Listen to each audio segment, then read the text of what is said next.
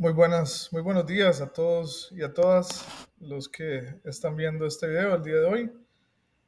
Mi nombre es Tobias Murillo, soy tutor de la Cátedra de Filosofía y el encargado del curso Institución Educativa, Teorías y Concepciones. El día de hoy nos vamos a dar la tarea de explicar de forma general algunos elementos concernientes al capítulo 1 y 2 que tienen que ver también con el desarrollo del proyecto académico número 1.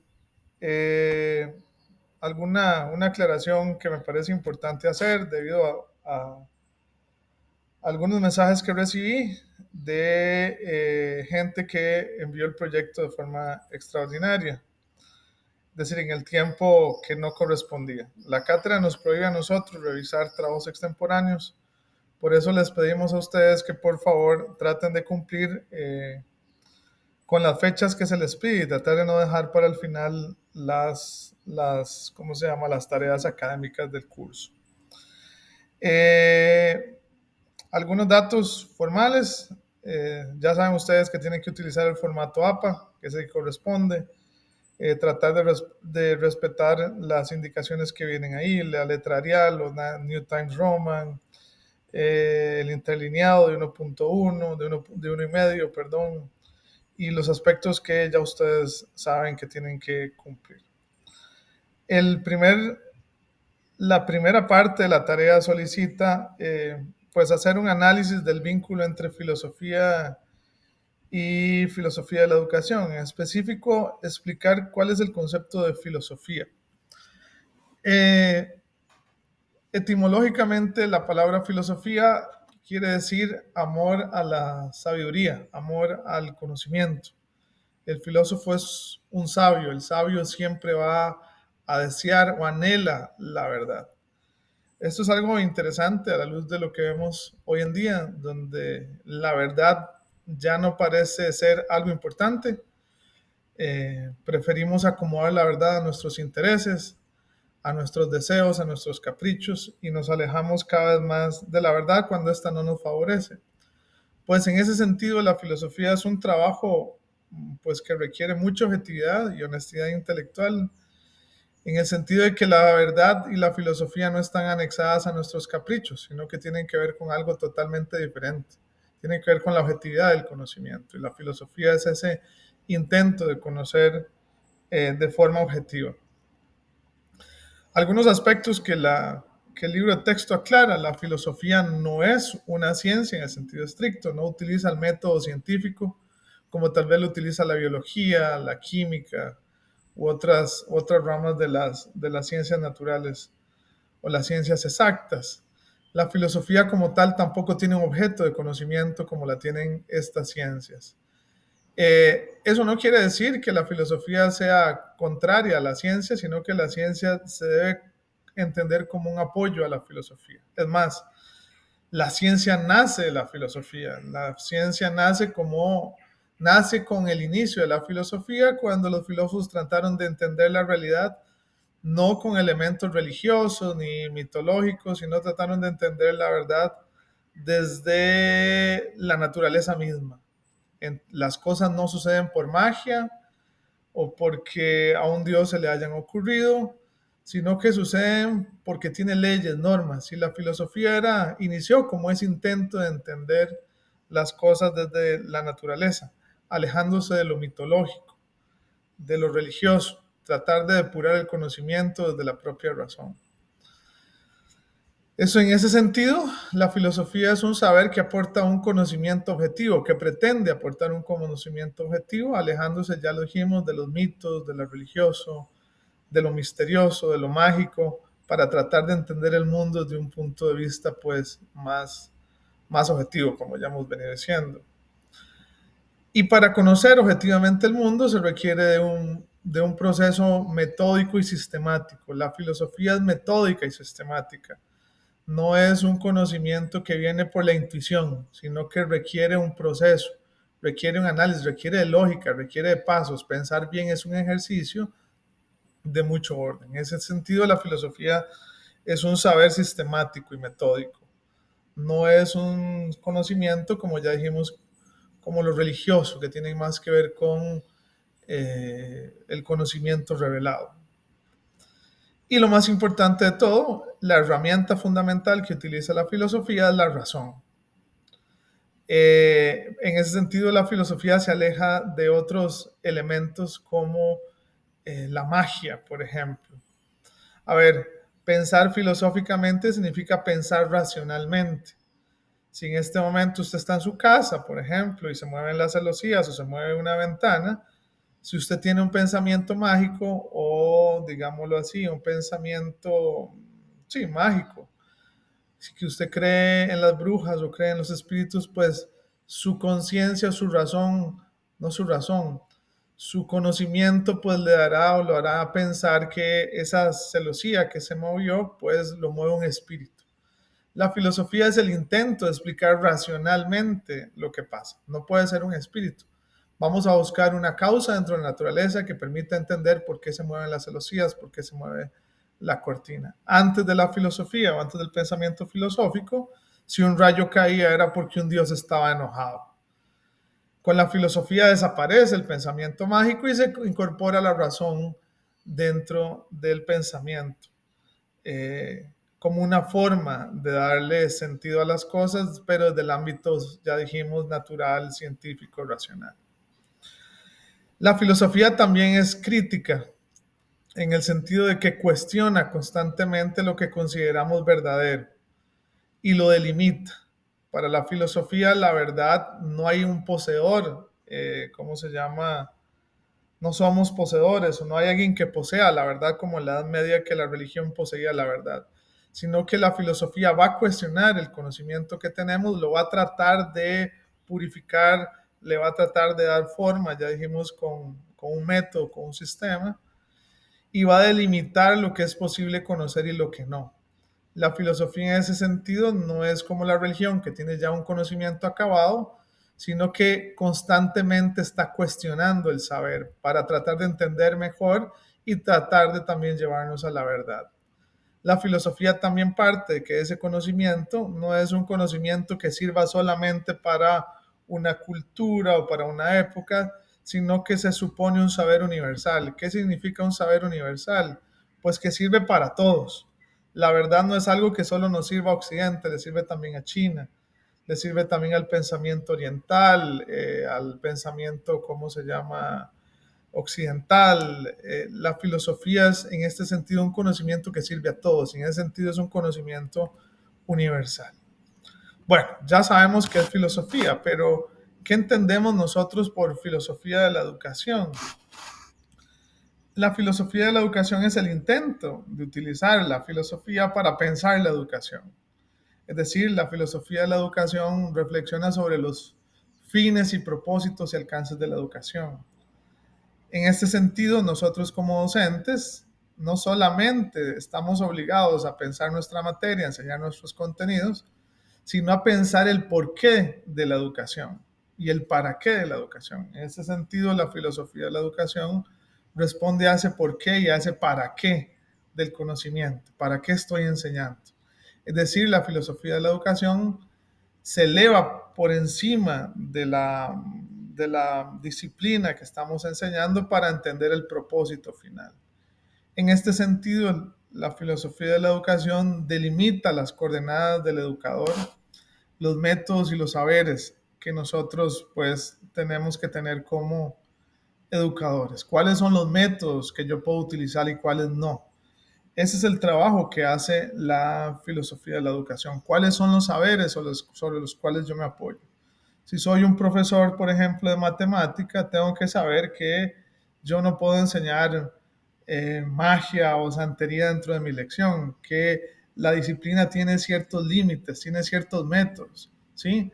Y aprender o entender esos métodos es el objetivo, pues, de la filosofía de la educación. Hay una pregunta eh, que tiene que ver en el punto C y en el punto D de la primera parte del desarrollo, sobre la importancia del pensamiento filosófico eh, para los educadores y para la filosofía y para el mundo en general. ¿Por qué es importante el pensamiento filosófico? Ya dijimos porque el pensamiento filosófico es crítico por naturaleza. Si no pudiéramos ser críticos con respecto a nuestro conocimiento, no podríamos depurar el conocimiento. Quiere decir que nos hubiéramos quedado como hace 3000 años pensábamos. Hay momentos en la sociedad que tienen que ser disruptivos, que tienen que poner, ¿cómo se llama?, contra la pared al pensamiento hegemónico. Ya lo hemos visto en la revolución, por ejemplo, científica con Copérnico, donde el conocimiento de la Edad Media, que estaba concentrado en la iglesia, es o entra un choque con el pensamiento, ¿cómo se llama?, científico de Copérnico. Es este rompimiento el que lleva a la revolución científica y nos permite tener un bagaje inmenso de conocimientos. Bueno, en ese sentido, el pensamiento filosófico tiene que ser crítico, disruptivo, y eso nos va a permitir que el conocimiento avance y se amplíe. No podemos quedarnos siempre estancados. Y eso nos permite alejarnos del adoctrinamiento. ¿Qué significa adoctrinar? Pues enseñar que solo existe un conocimiento. En alguna medida el pensamiento religioso es adoctrinar, es adoctrinante. Nos mete dentro de un cajón que no nos permite salir. La filosofía nos permite contrarrestar ese pensamiento. Y no solamente la religión puede ser adoctrinadora, también puede haber religión que sea liberadora. Algunos políticos, por ejemplo, tienen un intento muy fuerte de tratar de hacer que todos pensemos exactamente igual porque les sirve. No les sirve que las personas piensen diferente. Bueno, la filosofía nos ayuda a pensar críticamente. También nos enseña en ese sentido que no hay dueños de la verdad. No hay mesías en el mundo. No hay, ¿cómo se llama?, sabios que condensen toda la verdad. Si bien el conocimiento pasado es necesario, la filosofía obliga a cuestionar ese pasado a la luz del tiempo, ¿sí?, y actualizarlo. Ya dijimos, el conocimiento no es una revelación como se da tal vez en la religión, sino que se descubre, y se descubre mediante el ejercicio del pensamiento sistemático, riguroso y metódico que tiene la filosofía. Por eso la filosofía está inquietante, está constantemente preguntando y obliga a la persona que crea conocimiento a replantearse a replantearse ¿cómo se llama?, sus objetivos y su propio conocimiento.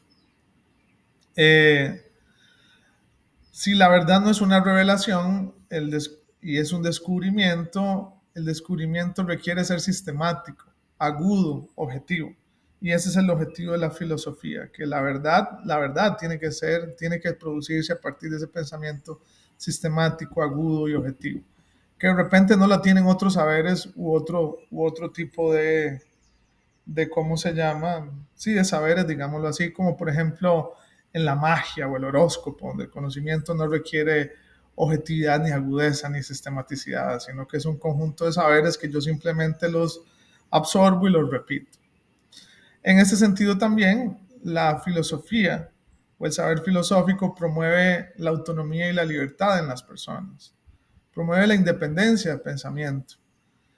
Y sin esa independencia de pensamiento, si todos pensamos igual y no hay independencia de pensamiento, pues se pone en crisis las sociedades democráticas. Es muy peligroso en una sociedad donde todos los sujetos comienzan a pensar igual, donde no hay criticidad y donde entonces una persona puede orientar hacia una sola vía, hacia un solo enfoque.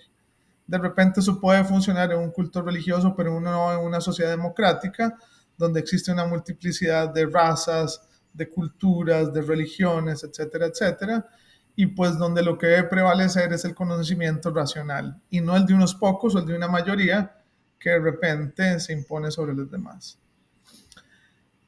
Hay una pregunta, la sé, que tiene que ver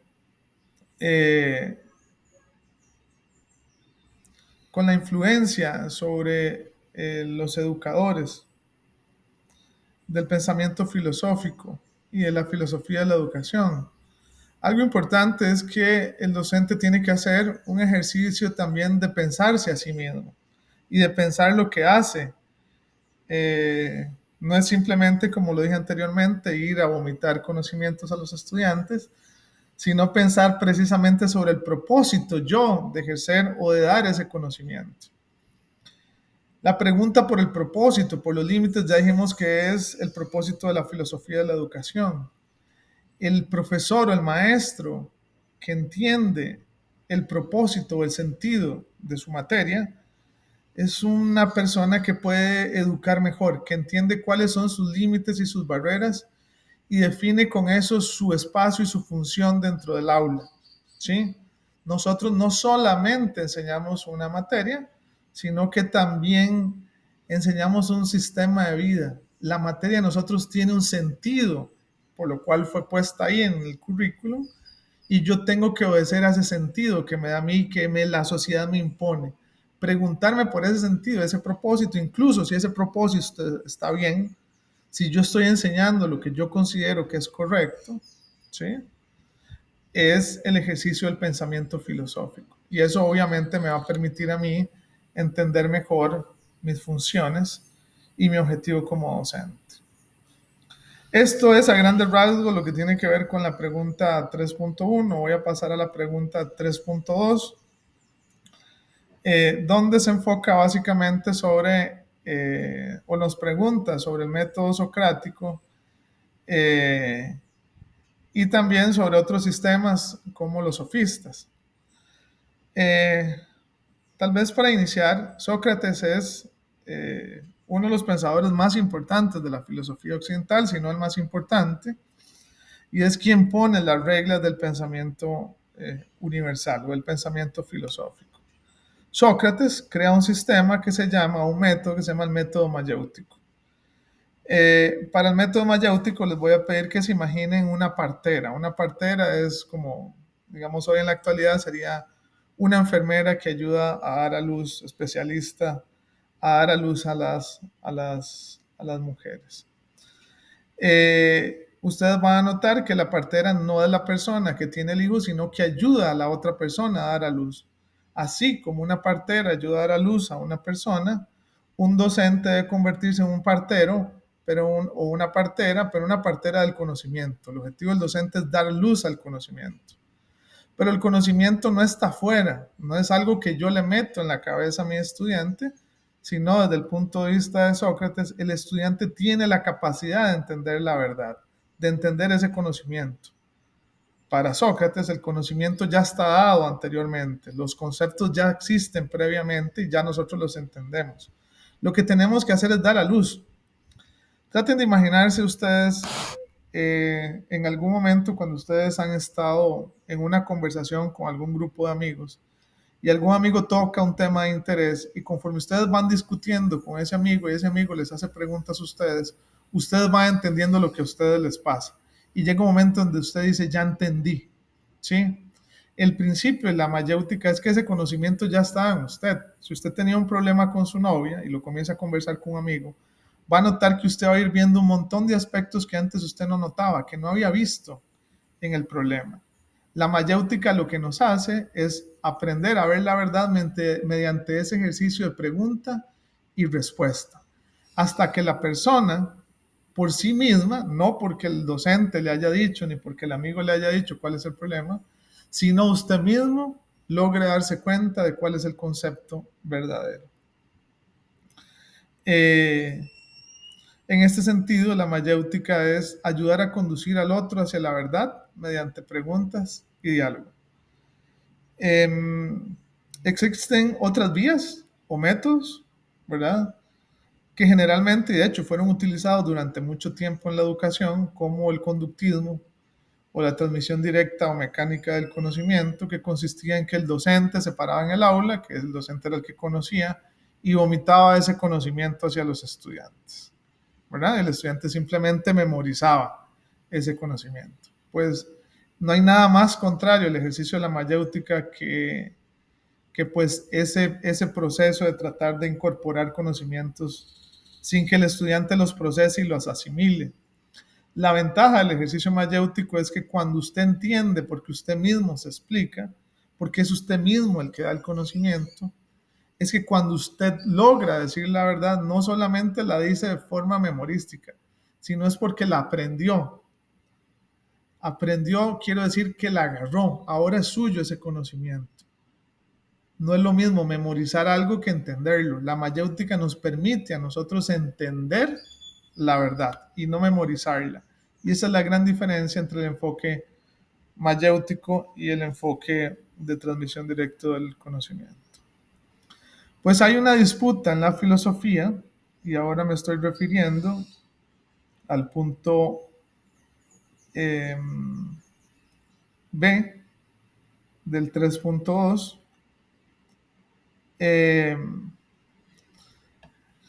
que tiene que ver con una disputa entre Sócrates y otros filósofos que aparecen también con Sócrates. A estos filósofos les vamos a llamar los sofistas. Los sofistas, contrario a Sócrates, suponían que la verdad, no existía una verdad como tal. Ya había dicho que en Sócrates la verdad estaba preestablecida. ¿Sí? Hay un concepto de belleza, hay un concepto de justicia. Las cuestiones no son relativas, podemos entender la belleza porque todos en algún momento la hemos experimentado, ¿verdad? Hay un concepto de belleza que es universal, un concepto de justicia que es universal, un concepto del bien que es universal, etcétera, etcétera. ¿Sí? En los sofistas esa universalidad no existe. Y voy a tratar de empezar a explicar esto con una frase que ellos tienen. Dice, el hombre es el límite de todas las cosas, tanto de las que son como las que no son. A ver, el conocimiento y la verdad no es ajena al ser humano. El ser humano es el que define qué es verdadero y qué no. ¿Sí? Piensen ustedes, en algún momento entonces les ha tocado tratar de demostrar a un grupo o a un grupo de personas, o a su mamá tal vez cuando estaba pequeño, que tal vez por la razón por la que los otros lo estaban regañando a usted no era la correcta. A mí me ha pasado varias veces. Pero, ¿qué pasa si yo teniendo la verdad nadie me la cree? Esto le pasó a Copérnico en el siglo XVI. Copérnico había planteado la teoría heliocéntrica, pero nadie lo creía. ¿Sí? La gente seguía pensando que la Tierra era el centro del universo. Quiere decir que al fin y al cabo la verdad no existe. Es lo que la mayoría de la gente crea. Es lo que el ser humano quiera creer. ¿Sí? En ese sentido, el ser humano puede crear la verdad, como Copérnico, o también puede creer que no es. Al fin y al cabo, lo importante, según los sofistas, no es tener la verdad, perdón, no es conocer la verdad, es que los otros crean que yo tengo la verdad. ¿Sí? Por eso para los sofistas no existe una verdad universal. La verdad siempre se da en contextos y es cambiante. En ese sentido, lejos del universalismo socrático, los sofistas hablan más de un relativismo, donde la verdad como tal no existe, sino que se convierte en un ejercicio de convencimiento o de retórica. ¿Qué quiere decir esto? Y voy a repetir un poco lo que dije anteriormente. No importa tener la verdad, lo que importa es que los demás me la crean. Si los demás no me creen la verdad, esa verdad no existe como tal. ¿Sí? La función, por lo tanto, del filósofo, del sofista, es tener un buen mecanismo para tratar de convencer a los demás. Por eso repito, la verdad no existe, es una creación humana. En ese sentido, la retórica o el arte de hablar bien es una herramienta que nos puede servir a nosotros para convencer a los demás. ¿Sí? El sofista, por lo tanto, es un artista del convencimiento. Trata de convencer a los demás de las cosas, aunque sean o no sean, ¿verdad? Por lo tanto, para el sofista no hay un conocimiento absoluto, porque siempre está de por medio la subjetividad, y es ahí donde se define la verdad. ¿Qué significa esto? Las cosas dependen de cómo yo las asimile, de cómo yo las interiorizo. La verdad siempre pasa por mi subjetividad. Yo siempre pongo un ejemplo muy sencillo. Piensen en una mujer o un hombre que le han sido infiel, que encontró a su pareja haciéndole infiel por medio de mensajes. ¿Sí? Yo siempre digo que quien paga los platos rotos de esa infidelidad no es la persona que fue infiel, sino es el novio que viene. ¿Por qué? Porque cada vez que yo vea a la pareja con el celular en la mano, yo voy a entrar en sospecha, porque mi subjetividad, por lo que ya yo aprendí, me hace pensar que esa persona me está volviendo a ser infiel. Es decir, el conocimiento no es en realidad lo que es, porque la persona puede que esté o no esté chateando con otra persona. Es lo que yo al fin y al cabo creo que es. Y lo que yo creo que es pasa por el tamiz de mi subjetividad, de lo que yo he sentido, lo que me ha pasado. Por lo tanto, el mundo de una persona a la cual han sido infiel no es lo mismo que el mundo de una persona a la que no le hayan sido infiel. La subjetividad define qué es la verdad. Por eso los sofistas creen que la verdad no es externa al ser humano, sino que es al fin y al cabo el ser humano el que la determina. Y pasa mucho en la política, y lo estamos viendo nosotros en nuestro país. Al final los políticos no están interesados por la verdad. Lo que quieren es que la mayoría de la gente les crea esa verdad. Muchos de ellos, por ejemplo, comienzan a hablar no porque estén convencidos, sino porque saben que es una buena estrategia política, incorporar temas de agenda que a la mayoría de la gente les caiga mal, precisamente porque eso los hace a ellos favorecerse, la gente los ve de mejor forma, y si comienzan a criticar todo aquello que la gente considera o que ve mal, pues me pone a mí a favor de la gente. Y eso hace que la gente piense que yo siempre tengo la verdad.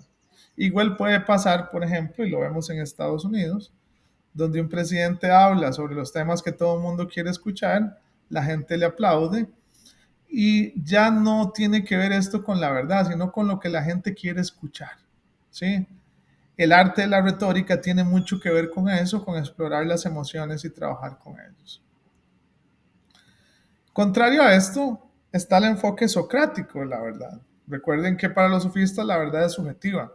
Para Sócrates la verdad es universal y se accede a ella por medio del pensamiento inductivo, es decir, por medio de la razón, por medio de un buen razonamiento, ¿sí? Los buenos razonamientos siempre me van a llevar a mí al conocimiento de la verdad. Recuerden que los sofistas trabajan mucho también con la retórica. La retórica también tiene mucho que ver con la manipulación de las emociones, ¿verdad? En ese sentido, Sócrates critica la subjetividad y la ve como un engaño. La filosofía, mediante la mayéutica, nos va a acercar a esa verdad universal. Es una verdad que no solamente tengo que aceptar yo porque la quiera, sino porque en realidad es. Y esa verdad me sirve no solamente a mí, sino que debería servirle para todo el mundo. Repito lo que decía anteriormente. La verdad no es subjetiva, es universal. Tiene que servir para todo el mundo. 2 más 2 no puede servirme solamente a mí. 2 más 2 tiene que ser 4 aquí en cualquier otro lado. ¿Sí?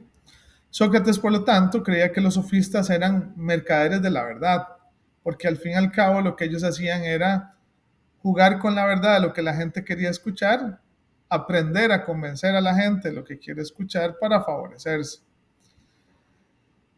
Encontramos una analogía, ya lo dije anteriormente, en el político o en un vendedor de carros. Al vendedor de carros no le importa la verdad, lo que le importa es que usted le crea que el carro está bien.